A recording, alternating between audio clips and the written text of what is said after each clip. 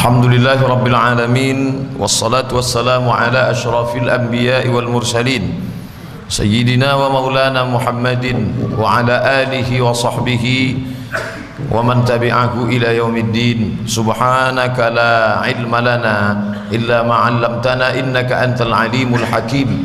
Rabbi shrah li sadri wa yassir li amri wahlul 'uqdatam min lisani yafqahu qawli. Bapak-bapak, ibu-ibu, hadirin hadirat, alim ulama, cerdik pandai, tokoh masyarakat, yang besar tak dihimbau gelar, yang kecil tak dapat disebut nama, insyaallah kita semua hamba-hamba yang dimuliakan Allah Subhanahu wa taala. Amin ya rabbal alamin. Subuh ini kita masih diberikan Allah taala kesempatan untuk beramal saleh.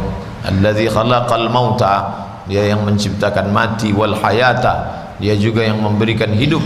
Liyabluwakum ayyukum ahsanu amala, diujinya kita dengan hidup ini, siapa yang paling baik amalnya. Maka kita tunjukkan kepada Allah dengan melaksanakan solat subuh berjamaah, yang sebetulnya kalau dibandingkan nikmat yang banyak itu belumlah seberapa dibandingkan dengan karunia yang besar itu. Maka amal kita ini belum ada apa-apanya di hadapan Allah Subhanahu wa taala. Tapi tetap kita ungkapkan syukur dengan ucapan alhamdulillahi rabbil alamin. Adapun hadis yang akan kita kaji subuh ini disebutkan dalam kitab Sahih Muslim. Bagi bapak ibu yang menulis, HR Muslim. Diriwayatkan dari sahabat Nabi bernama Abu Qatadah ibnu Rabi'i, Abu Qatadah ibnu Rabi'i radhiyallahu anhu, anna Rasulullah sallallahu alaihi wasallam murra alaihi bi janazatin, ada jenazah lewat. Nabi bersama sahabat sedang berada di tepi jalan, lalu lewat jenazah yang sedang diusung. Lalu kemudian melihat jenazah lewat itu, Nabi bersabda, keluarlah kata ini dari mulut Nabi. Apa kata Nabi? Mustarih wa mustarah minhu. Mustarih wa mustarah minhu, dua kalimat. Mustarih wa mustarah minhu. Mustarih diambil dari kata istaraha yastarihu istirahatan. Sudah jadi bahasa Indonesia, istirahat, tenang. Mustarih itu orang yang istirahat, yang sebelumnya sibuk, yang sebelumnya dalam keadaan sulit, yang sebelumnya dalam keadaan kacau balau, sekarang tenang. Kalau kata orang Melayu, orang Malaysia, rehat. Itu pun diambil dari kata rahah. Makanya Nabi ketika dalam keadaan susah, dia ingin tenang, dia panggil Bilal supaya cepat segera iqamat. Arihna, itu diambil dari kata araha yurihu. Arihna, buat kami ini istirahat, buat kami ini tenang wahai Bilal. Maka Nabi mengatakan mustarih, ada orang yang istirahat, wa mustarah minhu, orang lain istirahat dengan kepergiannya. Ini dua yang sangat berbeda. Yang satu dia istirahat, yang satu lagi orang lain beristirahat karena kepergiannya. Jadi kata Nabi, orang yang mati meninggalkan dunia ini terbagi kepada dua. Yang pertama, dia mustarih sebagai orang yang istirahat, orang yang tenang. Yang jenis kedua, mustarah minhu, orang lain beristirahat dan merasa tenang dengan kematiannya.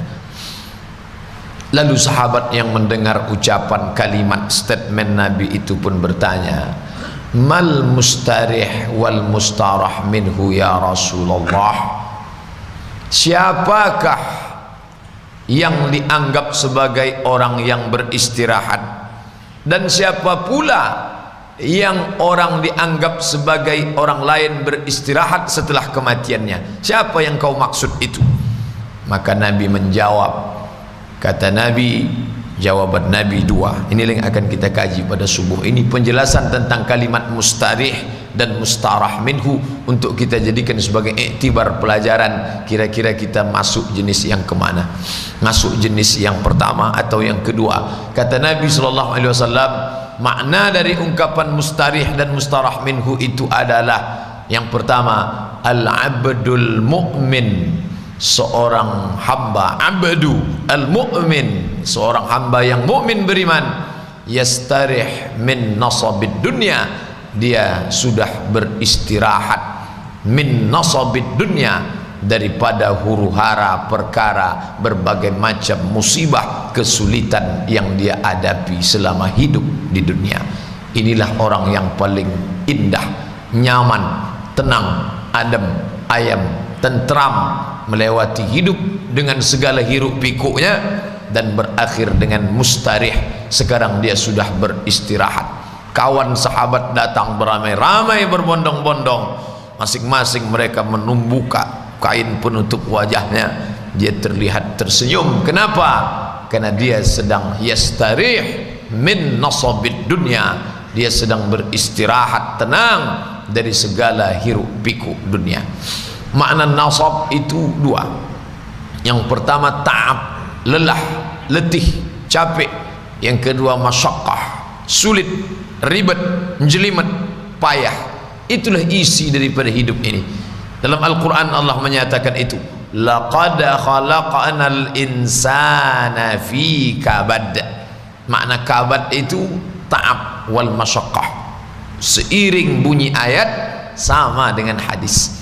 Ayat mengatakan laqad khalaqnal insana fi kabad, kami ciptakan manusia itu dalam keadaan sulit, susah, payah, dengan berbagai macam problematika kehidupannya. Hadis pula menyebutkan nasabid dunia, dia sudah lepas dari berbagai macam kesulitan hidup di dunia. Bapak Ibu yang dimuliakan Allah Subhanahu wa taala, terlahir dari rahim seorang ibu, dari seorang ayah yang tidak bertanggung jawab, lalu kemudian dicampakkan di dalam sebuah kotak kardus seperti sampah, ditampung oleh panti.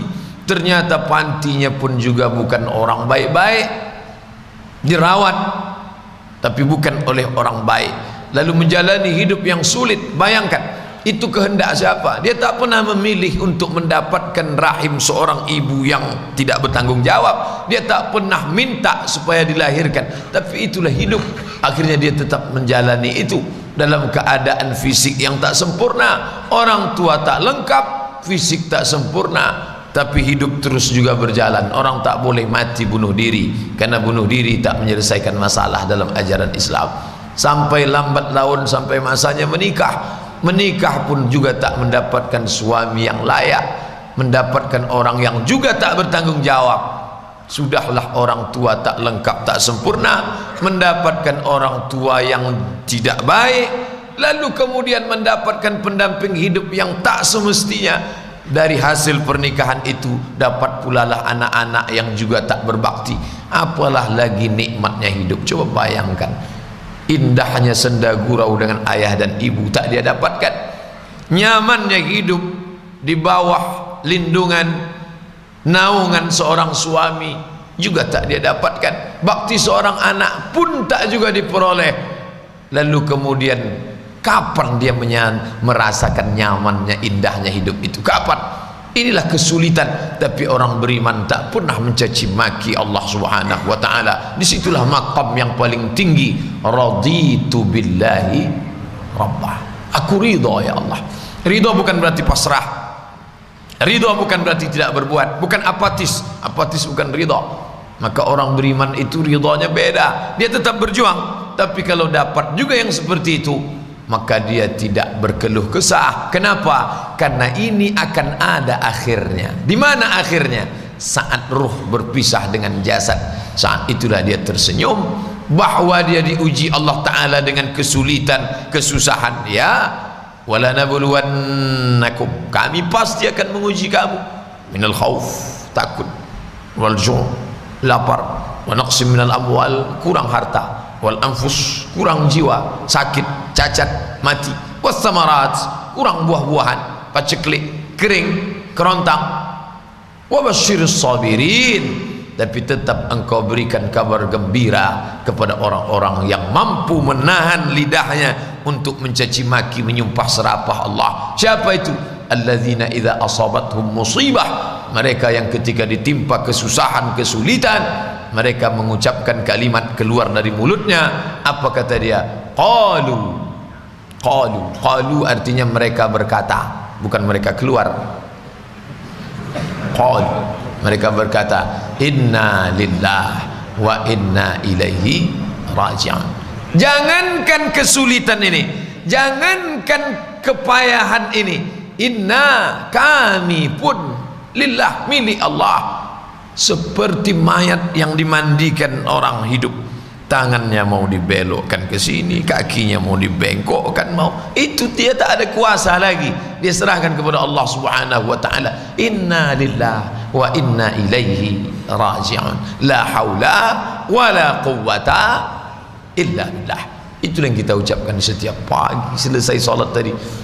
La ilaha illallah wahdahu la syarika lah, lahul mulk, aku tak punya kuasa, walahul hamd, aku tak punya puji-puji, puja-puji, tak layak dipuja-puji. Apa yang aku punya? Lahul mulku walahul hamdu, yuhyi, dia yang menghidupkan, wa yumit, dia yang mematikan, wa huwa ala kulli syai'in qadir, dia kuasa atas segala sesuatu. Kalau hidup ini susah, dia tak berkeluh kesah. Kenapa? Akan ada akhirnya saat ruh berpisah dengan jasad. Kalau hidup ini senang, dia tak angkuh dan sombong. Kenapa? Karena kesenangan itu pun akan berakhir. Orang kafir pemahamannya tak begitu. Kalau dia susah, stres, depresi, kenapa? Ini tak akan berakhir.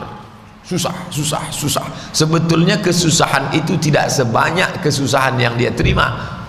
Kesusahan itu sebetulnya sedikit, tapi karena cara dia berpikir melihat kesusahan itu sehingga bertumpuk-tumpuklah kesusahan itu dalam kepalanya. Orang beriman tidak, kesusahan itu banyak, tapi karena dia melihatnya sedikit dan dia bersandar kepada yang maha kuat, maha besar, maka susah yang besar itu pun menjadi kecil di hadapannya.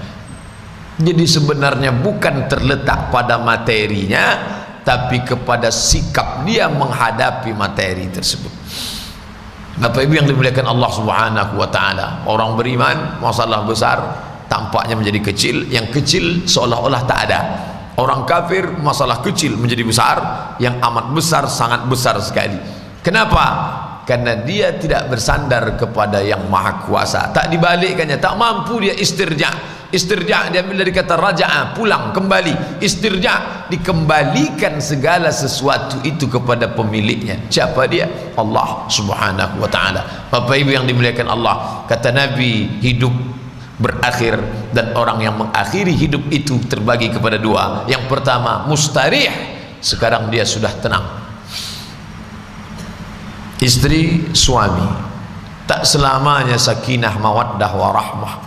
Betul, Allah Ta'ala mengatakan wa ja'ala bainakum mawaddatan warahmah.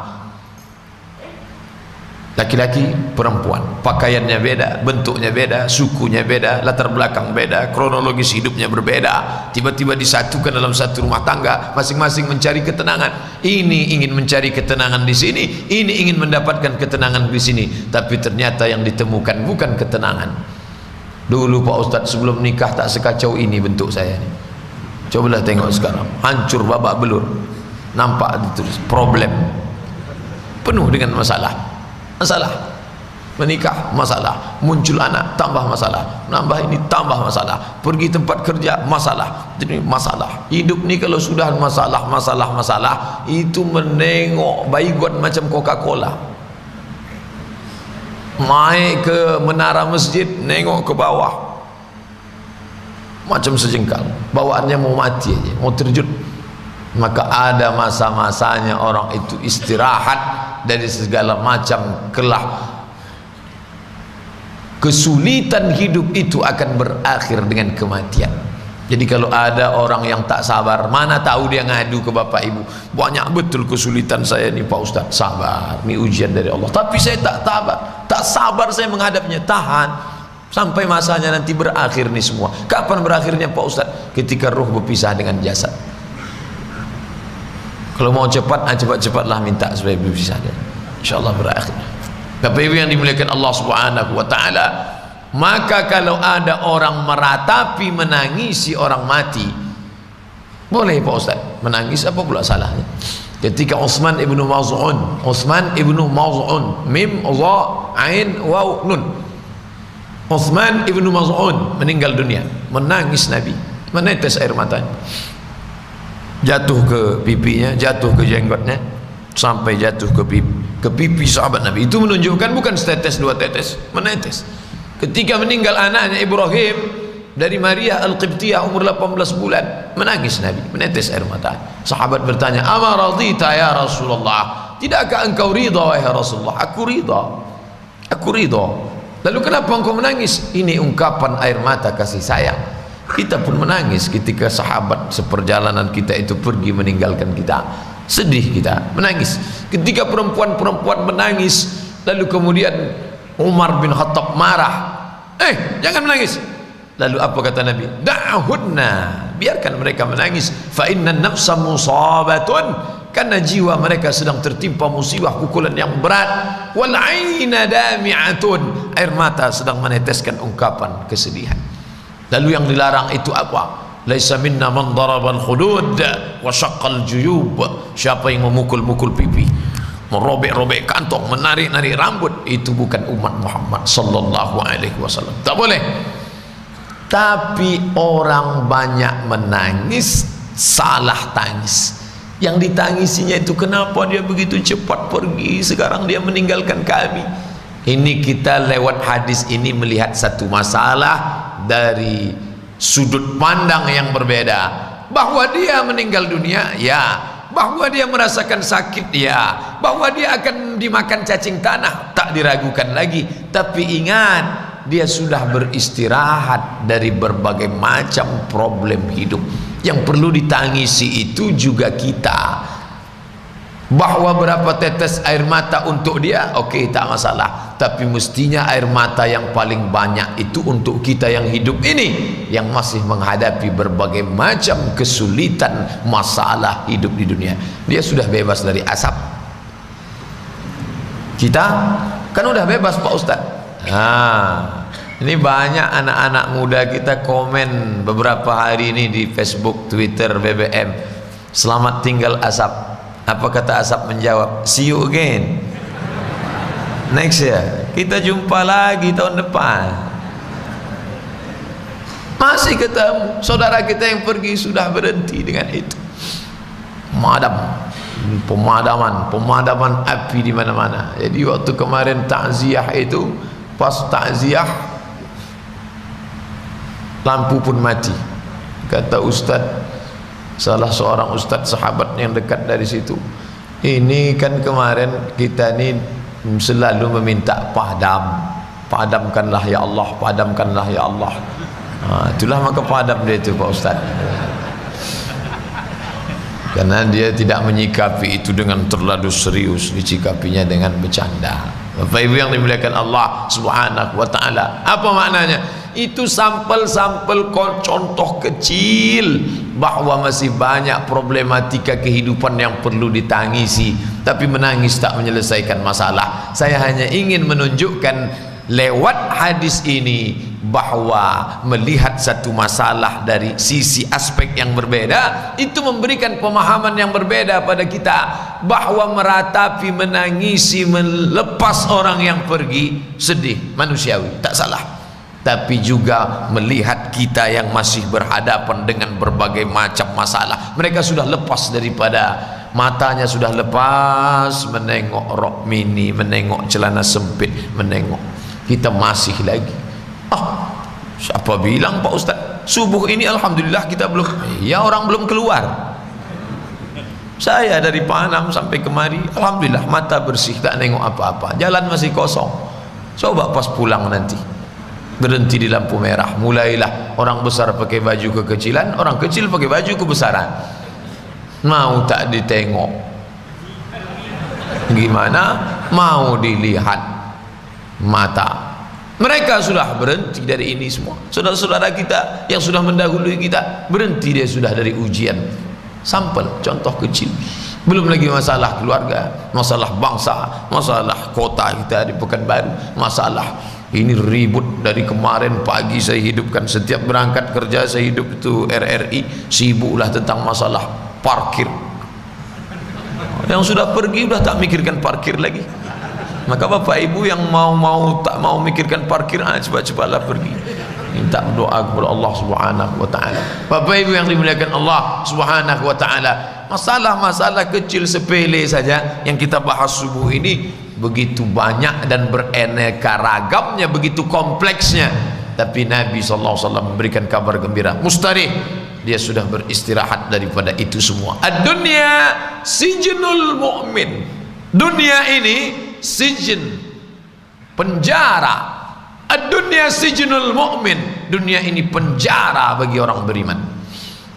Kalau kita berada dalam penjara, lalu kemudian ada salah satu sahabat kita itu yang baru saja dipanggil dari kantor kepala sipir penjara, lalu dia keluar dari itu dengan tersenyum. Kamu senyum kenapa? Saya dapat keringanan tahanan. Kapan keluar? Besok. Maka kita yang berada di dalam tahanan itu menangis melepas dia akan keluar, karena selama ini kita sama-sama makan sama dia, sama berjalan sama dia, sama minum sama dia, tapi juga menangis karena kita masih di dalam dan dia sudah keluar. Menangis karena dia akan pergi besok pagi, ya kita sedih, tapi yang perlu paling kuat tangisnya adalah bahwa kita masih di dalam dan dia besok sudah keluar. Sisi kedua inilah yang tak terpantau, tak terpandang oleh orang.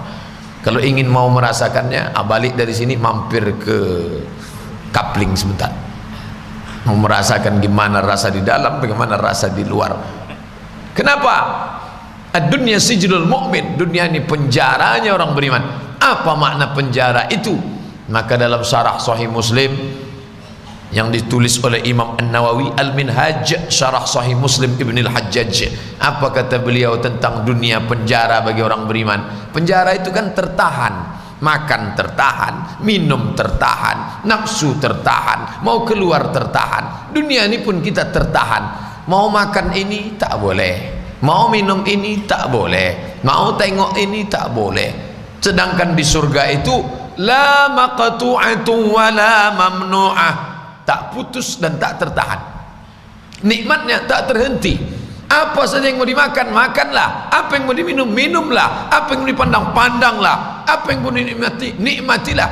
Walakum fiha ma tastafhi anfusukum. Di dalamnya apa yang mau kamu mau makan, mau kamu nikmati, nikmatilah.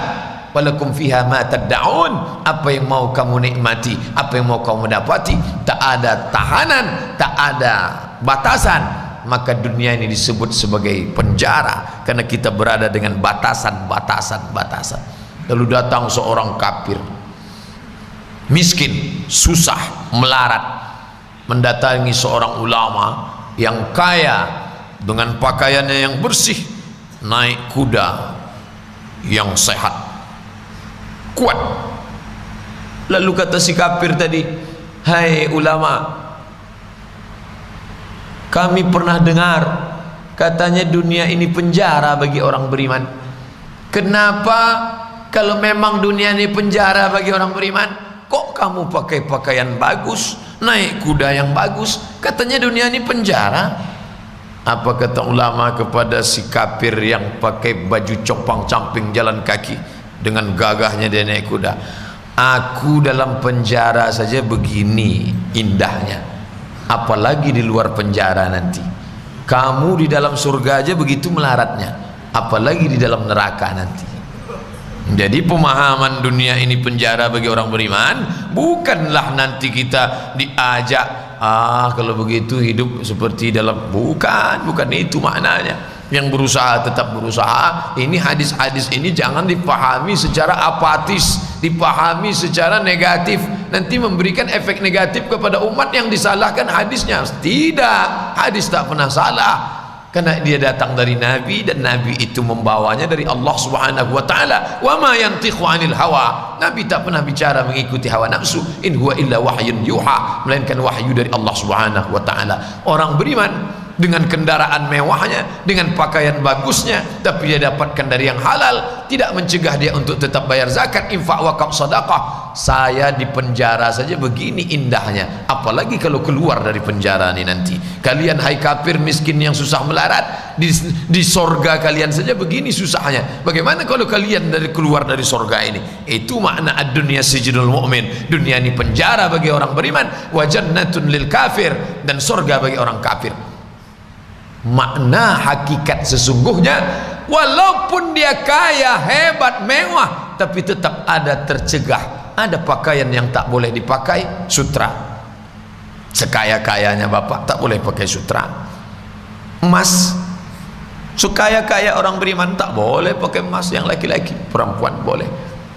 Kaya lalu pulang pergi ke toko emas, tolong buatkan saya dulu gelas dari emas, tak boleh. Tolong buatkan saya dulu piring dari emas, tak boleh. Tolong buatkan saya dulu cincin dari emas, tak boleh. Kenapa? Ditanyalah Imam Syafi'i, hai Imam Syafi'i, kenapa orang Islam itu tak boleh memakai emas, perempuan boleh? Apa kata Imam Syafi'i? Orang susah makan dari tempat yang sederhana, pakaiannya compang-camping, tiba-tiba dia lihat orang beriman makan dari piring emas, maka saat melihat piring emas, gelas emas itu, sobeklah jantungnya, sakit hatinya melihat, saya makan saja payah, ini orang piringnya emas, bejananya emas, mangkoknya emas, tempat cuci tangannya emas. Jadi jawaban Imam Syafi'i itu lebih kepada akhlak, moral, etika. Tak layak kita menyombongkan diri di tengah orang susah. Sebaliknya orang-orang feodal itu justru sebaliknya, makin kaya di tengah orang miskin itu paling hebat, makin berkuasa di tengah orang jelata itu paling hebat, makin hebat pakaian di tengah orang yang compang-camping, itulah orang paling hebat. Dalam Islam tidak, kita justru diajarkan persamaan hak di hadapan Allah Subhanahu wa taala. La farqa bainal arabi wal ajam, tak ada beda antara Arab dengan non Arab. Wala farqa bainal abyadi wal aswad, tak ada beda antara kulit putih dengan kulit hitam. Kullukum min Adam, semua kamu dari Adam. Wa Adam min turab, Adam dari tanah kembali kepada tanah. Bapak Ibu yang dimuliakan Allah Subhanahu wa taala, maka tak tampak lagi perbedaan antara yang miskin dengan yang kaya, antara yang susah dengan rakyat jelata dengan penguasa, ketika kita sudah sama-sama di hadapan Allah Subhanahu wa taala. Bapak Ibu yang dimuliakan Allah, maka dalam Islam diajarkan berapa sulit, susah, ribet, suka duka hidup ini, dia akan berakhir. Kapan itu? Mustarih. Saat itulah jenazah lewat, Nabi mengatakan mustarih, dia sekarang sudah beristirahat. Maka kepiluan hati melihat saudara yang pergi itu terobati dengan, kenapa aku mesti terlalu sedih? Dia sudah istirahat, aku yang belum beristirahat. Kenapa aku mesti larut dalam derita, meneteskan air mata ini? Yang mestinya ku tangis itu bukan dia. Dia dulu yang hidupnya banyak ibadah, dia yang dulu banyak berdoa, dia yang banyak hafalan ayat Qur'annya. Yang mestinya ku tangisi itu aku. Abdul Somad sedang menasehati dirinya sendiri dengan bacaan hadis, dengan firman Allah, dengan sabda Rasulullah. Karena tak ada yang dapat mengobati hati ini selain daripada kalam Allah dan sabda Rasulullah dan zikir. Ala, ketahuilah, bizikrillah, dengan memperbanyak zikir tatma'innul qulub, hati menjadi tenang. Salah satu makna zikir itu adalah melihat ayat Al-Quran, melihat hadis Nabi Muhammad sallallahu alaihi wasallam. Karena Al-Quran itu disebut dengan zikir. Inna nahnu nazzalna dzikra, kami yang menurunkan az-zikra, Al-Quran, karena di dalamnya itu ada peringatan-peringatan. Penjelasan az-zikra itu hadis Nabi. Wa anzalna ilaika dzikra, lagi diulang lagi kalimat zikir, peringatan, zikra. Kami yang menurunkan Al-Quran itu kepadamu ya Muhammad, supaya apa? Litubayyina linnas, supaya kau jelaskan makna isinya. Al-Quran disebut zikir, penjelasan Al-Quran itu disebut dengan hikmah. Wa yu'allimuhumul kitaba Allah yang menurunkan Al-Quran wal hikmata. Hikmah itulah yang sedang kita kaji pada subuh kali ini. Bapak Ibu yang dimuliakan Allah Subhanahu wa taala, ilmu yang banyak tidak akan membuahkan hikmah kalau tidak diamalkan. Diamalkan dia dalam perenungan, diamalkan dalam perbuatan. Amal telinga mendengar, amal mata melihat, amal lidah berzikir, amal hati dan pikiran merenung. Maka kita renungkan hadis ini. Kenapa aku terlalu larut dalam kesedihan? Toh ini semua akan berakhir sampai pada masanya. Kenapa aku terlalu sedih dengan kepergian dia? Dia sudah beristirahat, aku masih lagi menghadapi berbagai macam masalah hidup. Tapi saya tak pula ingin setelah mengkaji ini Bapak Ibu bawaannya mau mati aja. Saya tak ingin kita keluar dari pengajian ini atau setelah berakhir ini nanti kita salat sunan isyraq lalu Bapak Ibu doanya, ya Allah susah betul hidup nih, kata Pak Ustadz akhir daripada hidup ini adalah istirahat, cepatkanlah istirahatkan aku, istirahat di tempat pun tak apa-apalah. Oh, bukan itu maknanya. Mati tak boleh diminta, mati tak boleh dicari, mati tak boleh dicari, tapi kalau dia datang kita tak boleh lari. Aina ma takunu, dimanapun kamu berada, yudrikumul maut, kamu akan dijemput, kamu akan dicabut oleh kematian. Walau kuntum fi burujim musyayyadah, walaupun kau berada di dalam kotak besi yang kokoh yang kuat. Dulu orang kafir itu sengaja dibuatnya kotak kayu kuat, dipaku dengan paku yang besar. Setelah itu dia pun masuk ke dalam. Kamu kenapa masuk ke dalam? Biar supaya malaikat maut tak dapat nangkap. Walau kuntum fi burujim musyayyadah, walaupun kau berada dalam kotak kayu yang kokoh yang kuat, Israel akan tetap juga mencabut nyawa. Bapak Ibu yang dimuliakan Allah, kita tak lari dari kematian, tapi kita pula tak cari-cari mati. Tadi waktu mau berangkat dari rumah, lampu merah, padahal belum hidup lagi lampu merah, tetap juga tengok kiri tengok kanan. Hati-hati, takut mati. Setelah ngaji masalah mati itu istirahat, pulang dari sini tak tengok lagi, nyantai aja lewat. Semprit sama Pak Polisi, Prit, Bapak kok? Saya memang udah mau mati, capek betul udah hidup. Mau tangkap-tangkaplah. Bapak Ibu, bukan itu maknanya. Kita tetap menjalani hidup secara normal, tapi berlarut-larut dalam kesedihan hidup tak boleh. Kenapa? Karena hidup ini memanglah dia ujian. Banyak betul soal ujiannya Pak Ustadz. Masa sampai 200 soal ini? Kamu di mana? Di ruang ujian. Oh, ini anak muda salah masuk. Masa dia berkeluh kesah di dalam ruang ujian? Banyak betul pertanyaannya. Tengoklah Pak Ustadz, susah. Di ruang mana? SNMPTN, Seleksi Nasional Masuk Perguruan Tinggi Negeri. Terkejut melihat ujian. Ya salah, namanya saja sudah tertulis ruang ujian. Masuk dari jam 8, keluar jam 10. Tempat ujian, pengawas ujian. Kalau tidak mau diuji, jangan masuk ruang ujian. Ini ruang ujian, ini tempat ujian. Kapan dia berakhir? Keluar dari sini, selesai ujian. Berani hidup, berani menghadapi ujian. Takut menghadapi ujian, jangan hidup. Takut hidup, mati saja. Orang Islam itu jelas langkah-langkah hidupnya. Tapi biasanya Ustadz kalau habis menyampaikan itu ujiannya cash. Ini takut juga saya balik dari pengajian, entah apa pula datang nanti. Langsung biasanya minta sama-sama kita berdoa kepada Allah Ta'ala, mudah-mudahan melewati berbagai macam ujian ini kita lulus insyaAllah. Amin ya Rabbal Alamin. Sehingga ketika kita tinggalkan dunia ini dalam keadaan tersenyum. Kenapa dia senyum Pak Ustaz?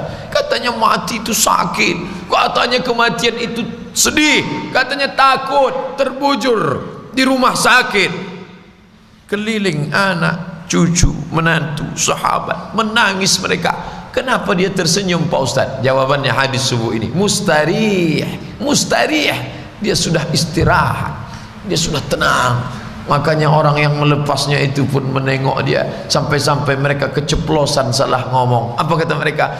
Mari kita lepas ke tempat peristirahatannya yang terakhir. Dia tidak istirahat. Tengok dulu yang mati itu gimana. Jangan semuanya. Saya bukannya tak setuju dengan kalimat itu. Mohon maaf kalau ada bapak imam tokoh masyarakat kalau melepas jenazah selalu pakai itu, tak salah. Tapi tengok-tengok dulu layak tak orangnya. Kalau layak memang dia betul-betul istirahat ya. Karena Nabi tidak mengatakan semua kamu istirahat. Nah, Nabi mengatakan dua, mustarih, ada memang betul yang istirahat. Ini dia 34 menit untuk yang sesi yang istirahat tadi. Sekarang kita masuk yang kedua. Siapa itu? Wal mustarah minhu. Mustarah minhu, dia tak istirahat, orang lain yang istirahat dengan kepergian dia. Kalau yang pertama tadi dia tersenyum, senyum dia. Kalau yang kedua orang lain senyum, dia berkerut. Semangat orang lain mengirimkan SMS, sampai SMS-nya pun ada tanda senyum di situ. Innalillahi wa inna ilaihi raji'un. Titik 2. Senyum. Loh, kok kamu senyum? Alhamdulillah Pak Ustaz, setelah dia mati aman kami. Ini jenis yang kedua. Bukan mustarih, namanya apa? Mustarah minhu. Orang lain beristirahat dengan kematian dia. Siapa ini? Yang pertama tadi, al-abdul mu'min yastarihu min nasabid dunya. Hamba yang beriman, maka dia beristirahat dari segala macam kesulitan, kelelahan, kesusahan, ujian, duka dari dunia. Yang kedua ini, wal mustarah minhu. Mustarah minhu, siapa itu? Ada orang-orang yang beristirahat itu justru mustarah minhu. Siapa yang beristirahat dari dia?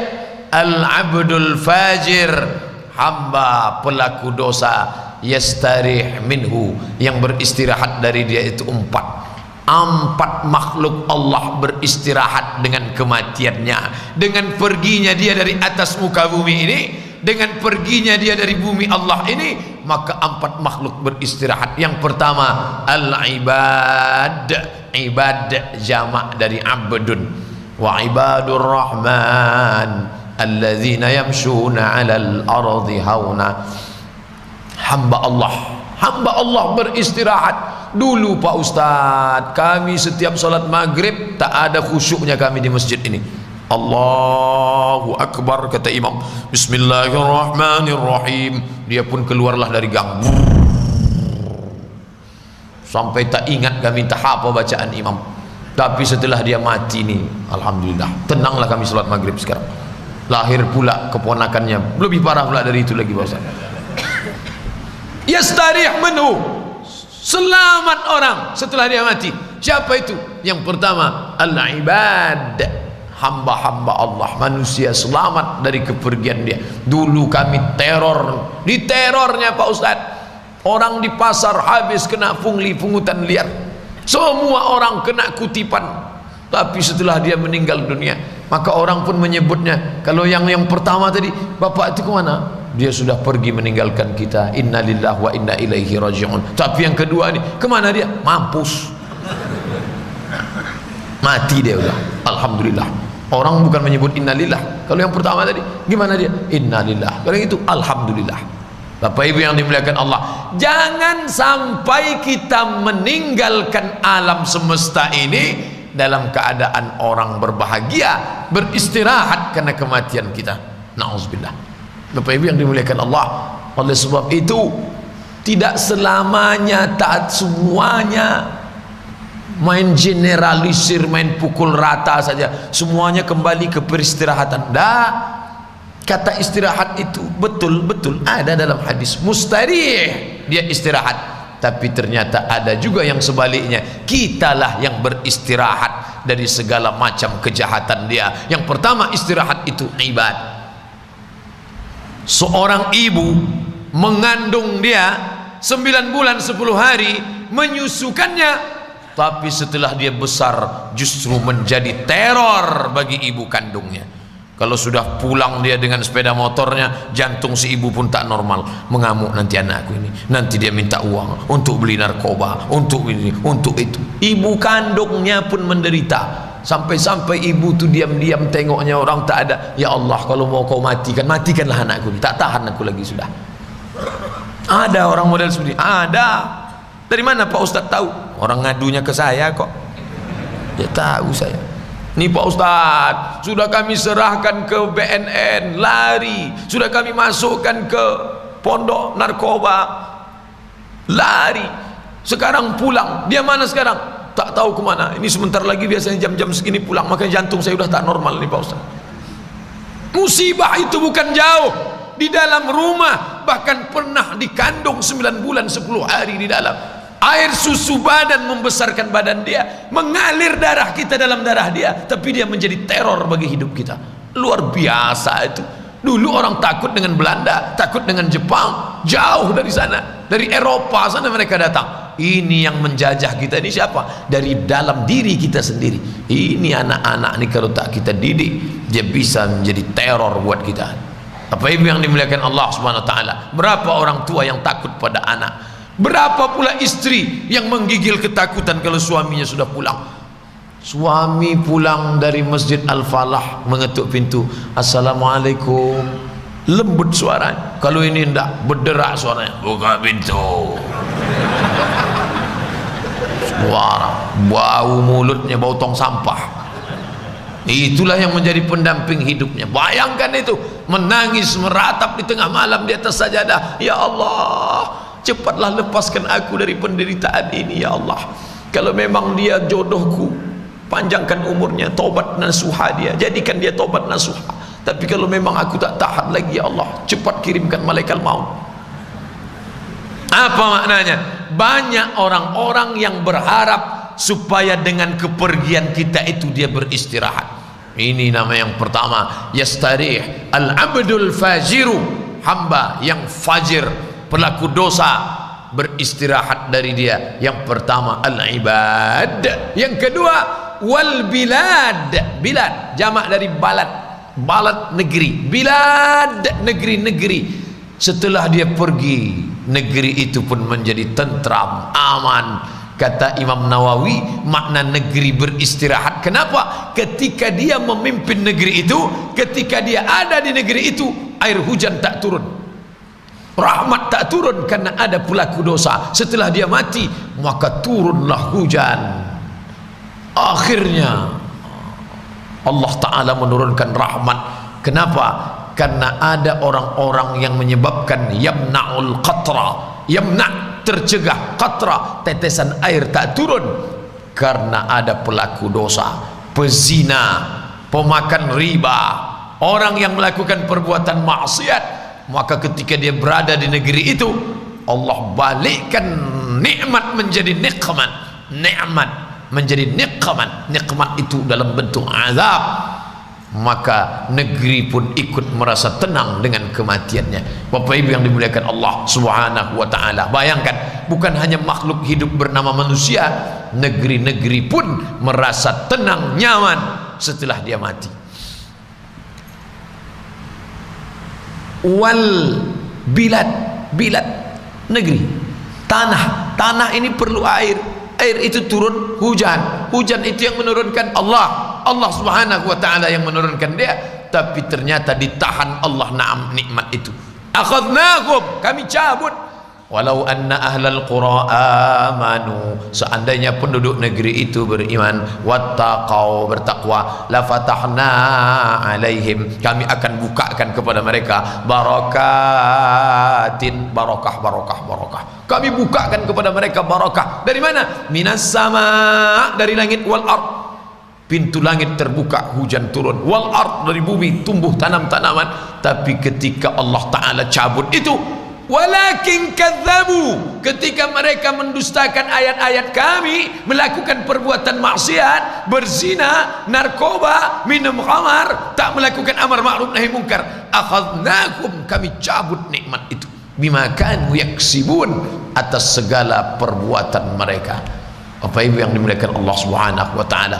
Yang ketiga, siapa yang beristirahat dengan kematian dia? Wasyajar, pokok kayu. Wasyajar, pokok kayu, pokok kayu beristirahat dengan kematian dia. Dulu waktu dia masih hidup, tak ada pokok kayu itu yang bisa hidup. Asal nampaknya pokok, potong. Asal nampaknya potong. Padahal Nabi sudah mengajarkan, man qata'a sidratan, siapa yang memotong sebatang pohon sidir, sawwaballahu ra'sahu finnar, disungkurkan Allah Ta'ala kepalanya ke dalam api neraka. Tapi ketika dia masih hidup, tak ada pokok kayu yang bertahan. pokok kayu kan makhluk mati Pak Ustadz. Dalam Islam enggak, pokok kayu itu hidup, bernyawa, bertasbih, sama seperti kita. Ini Ustadz nih bawa aliran baru nih, apa pula pokok kayu bertasbih? Al-Quran mengatakan itu, yusabbihu lahu ma fis samawati wa ma fil ard. Apa yang ada di langit, apa yang ada di bumi bertasbih. Itu kan umum Pak Ustadz. Mana dalil khususnya bahwa pokok kayu bertasbih? Nabi membelah pelepah korma, fasyaqahu nisfain, dibelahnya pelepah korma menjadi dua, ditancapkannya ke satu makam, ditancapkannya. Sahabat bertanya, untuk apa engkau tancapkan itu ya Rasulullah? Innahuma la yu'azzaban, dua makam ini sedang diazab. Wa ma yu'azzabani fi kabir, mereka diazab bukan karena dosa besar. Yang satu diazab yamshi bin namimah, karena dia adu domba, cakap si anu bawa ke sini kelahi orang gara-gara mulut dia. Yang ini lam yastabri, dalam riwayat lain lam yastanzih, maaf cakap kencing tak berbasuh, tak cebok. Ini diazab. Lalu apa manfaat pelepah korma tadi? La'allallaha an yukhaffifa azabahuma ma lam yaybasa, semoga selama pelepah korma itu basah maka ringanlah azabnya. Apa hubungan pelepah korma yang basah dengan azab kubur? Ternyata pelepah korma itu selama dia basah dia bertasbih, subhanallah, subhanallah, subhanallah, subhanallah.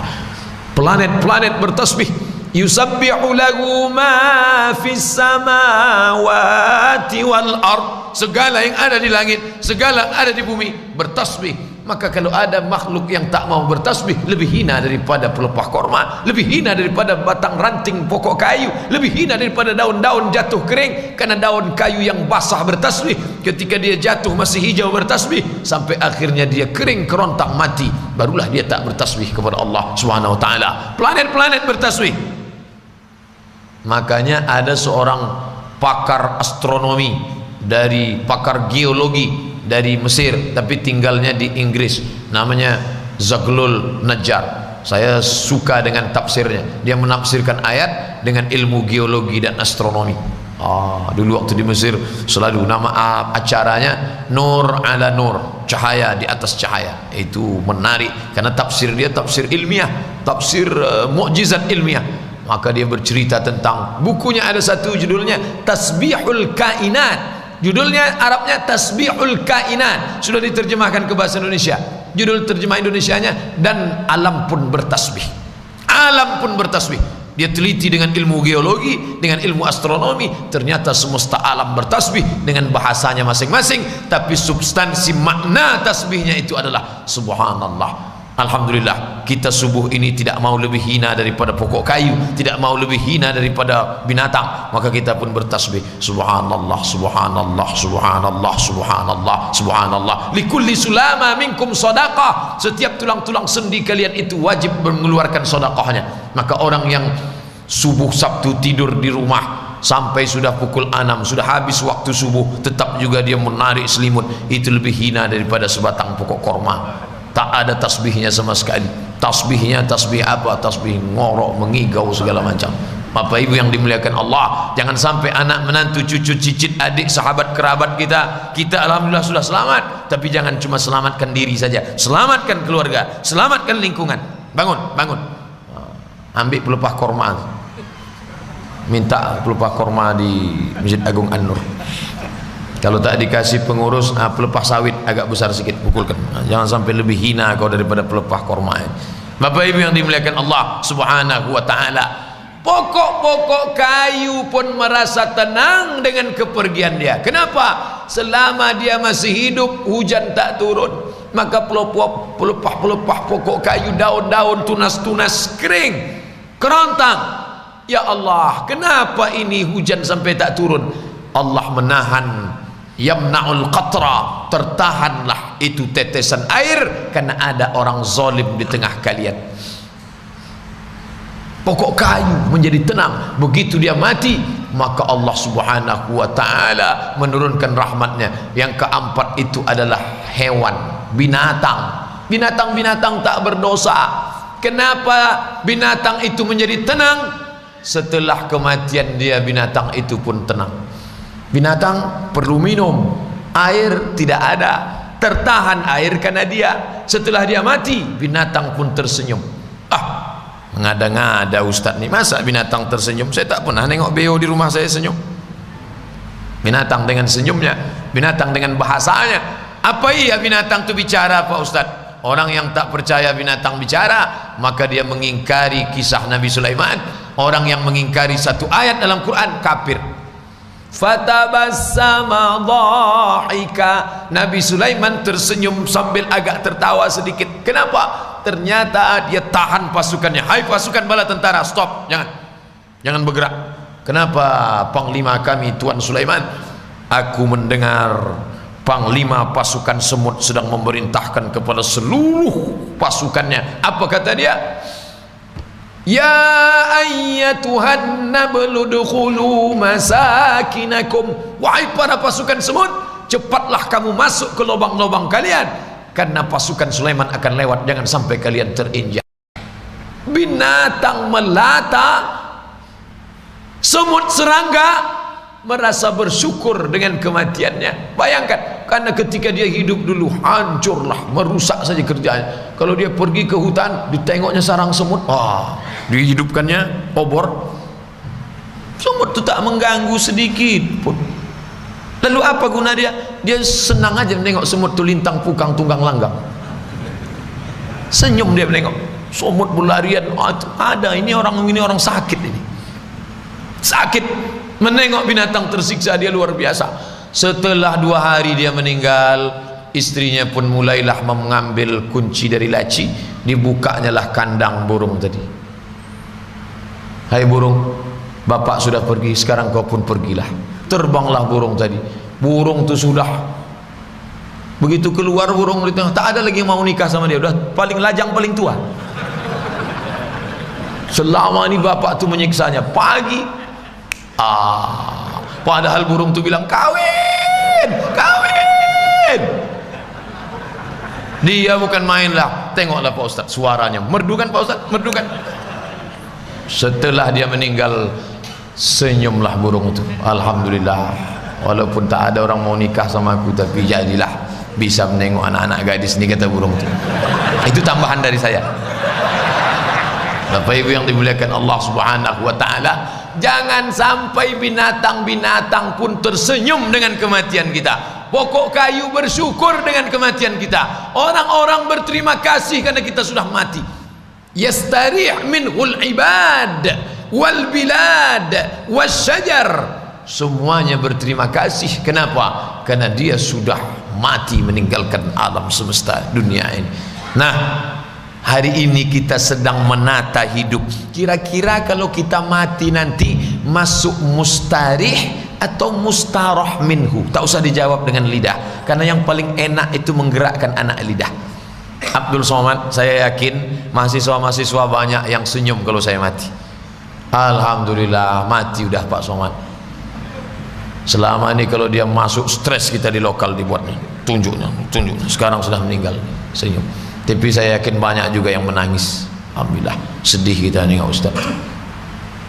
Bapak Ibu yang dimuliakan Allah Subhanahu wa taala, apakah kita menjadi nanti mustarih, golongan pertama orang yang beristirahat dengan kematian, atau kita akan menjadi mustarah minhu, orang-orang yang justru makhluk alam semesta beristirahat dengan kematian dia, yang mencetak, memprogram, membuat itu ke depan tak lain tak bukan kita sendiri. Allah Ta'ala kasih kita telinga, Allah kasih kita mata, Allah kasih kita otak, akal, hati, pikiran, maka kita buatlah yang baik-baik. Pak Ustaz, selama ini perbuatan saya tak baik, siapa yang tak berdosa? Nabi Adam aja berdosa. La taqraba hadhihi syajarah, jangan kau dekati pohon ini. Fa'azallahuma syaitan, dia digoda syaitan, dia silap, dia khilaf, dia salah. Selama 30 tahun, 40 tahun menjadi ketakutan orang. Kalau dia batuk, masuk ke pasar batuk, dia keluar semua duit orang, kerincing-kerincing itu keluar karena batuknya dia. Tapi sekarang dia taubat nasuha, malah dia mengajak orang ke masjid. Ketika dia meninggal dunia, semua kehilangan. Dulu Pak Ustaz, dia yang azan di musola kami, dia yang mengajak kami sholat, padahal dulu masa lalunya hitam. Orang yang baik bukanlah orang yang tak pernah berbuat salah. Orang yang baik, orang yang pernah Al-insan, manusia, makanul khata, tempatnya salah, wan nisyan, tempatnya lupa, silap. Itu tidak makhluk. Abdul Somad pernah lupa, Abdul Somad pernah silap, Abdul Somad pernah salah. Tapi ketika kita sadar, balik, jangan hanya sekedar putar, menemukan titik balik, berhenti pada Hajar Aswad. Titik balik, aku ini mau kemana? Apa selamanya aku ini ingin ditakuti orang? Apa selamanya aku ini ingin menyusahkan orang? Aku ingin juga menyenangkan hati orang. Maka di akhir hayatnya dia menjadi orang yang membuat ketenangan di lingkungannya, di keluarganya, di rumahnya. Dulu anak-anaknya ketakutan, bukan takut positif. Kalau bapak menakut-nakuti anak dengan makna positif supaya anak sholat, nah itu tak masalah. Tapi ketika dia menjadi ketakutan, menjadi teror bagi anak-anaknya, menjadi teror bagi istrinya, menjadi teror bagi tetangganya, menjadi teror bagi masyarakatnya, sehingga dengan kematiannya orang bersyukur. Jangan sampai. Ambil iktibar dari pelajaran orang lalu. Fa'tabiru, ambil iktibar pelajaran. Adapun sisa hidup kita ini kita manfaatkan untuk yang baik-baik. Tapi bagi yang hidup pula, jangan terlalu larut dengan kasih sayang, akhirnya meratap mengutuk nasib. Tidak, kita seimbang. Hadis yang kita kaji subuh ini membuat kita berpikir seimbang, berada di jalan tengah. Wa kadzalika ja'alnakum ummatan wasata. Demikianlah kami jadikan kamu umat yang pertengahan, tidak menangisi terlalu larut kepada orang yang sudah meninggal dunia, tapi juga pula kita tidak terlalu heboh dengan dunia sampai lupa pada kematian. Hidup pilihan. Ketika benar dalam memilih, disitulah kita berhasil dalam hidup. Sekarang kita ada dua pilihan. Pertama, menjadi mustarih. Yang kedua, menjadi mustarah minhu. Mudah-mudahan kita, anak cucu, sahabat, kerabat, kaum muslimin termasuk golongan yang mustarih dan dijauhkan dari mustarah minhu, insyaallah. Amin ya rabbal alamin. Itulah hadis yang kita kaji subuh ini. Mudah-mudahan ada manfaatnya. Terima kasih atas segala perhatian. Mohon maaf atas segala kesilapan. Kita sudah sampai masuk waktu solat isyraq. Kita solat sunat isyraq 2 rakaat. Setelah itu baru kita buka tanya jawab, insyaallah. Terima kasih. Wassalamualaikum warahmatullahi wabarakatuh.